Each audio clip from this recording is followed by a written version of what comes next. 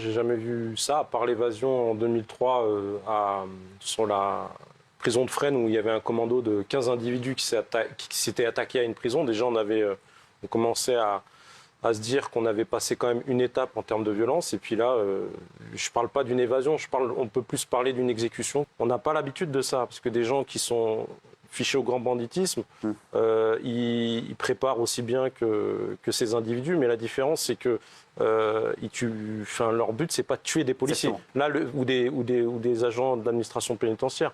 Mais là, c'est le but. C'est le but. Et en fait, je pense honnêtement, ils ne se rendent pas compte des risques qu'ils ont pris, parce que là, on va les traquer, que ce soit mes camarades gendarmes.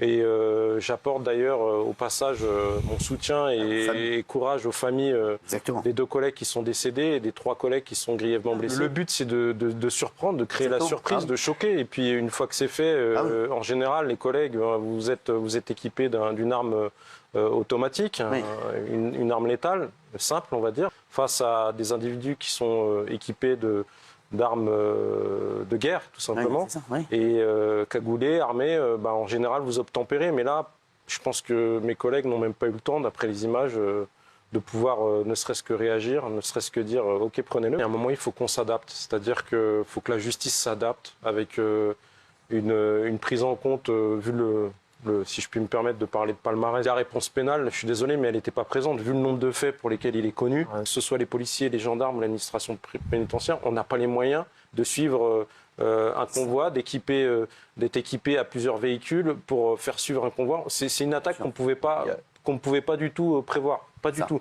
Il y a un protocole, il y a différents niveaux, il y a le niveau 3, niveau 4. Apparemment, lui, il était en niveau 3. Donc, niveau 4, c'est sûr, vous avez le RAID, le GIGN, voilà, comme on l'a fait avec Ferrara, comme on l'a fait avec des individus qui sont hyper connus pour des évasions. Je ne dis pas que c'est l'avocat ou autre chose, mais à partir du moment où il est convoqué pour une affaire, on est dans un état de droit. Les gens savent que ses proches, sûrement, par l'intermédiaire peut-être de l'avocat, ils peuvent très bien savoir que tel jour, il va être auditionné.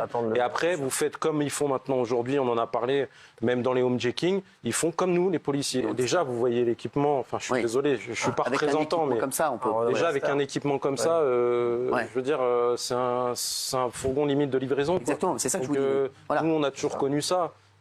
C'est pas d'hier, c'est ce que je vous ai dit, c'est un problème de s'adapter à la violence, au niveau de violence actuel. Ils sont sur leur trace, vous savez, c'est difficile de donner on ne peut pas donner des indications comme ça devant des millions de personnes. Au niveau des services de police, on va enclencher la BRI nationale, toutes les BRI vont être dessus.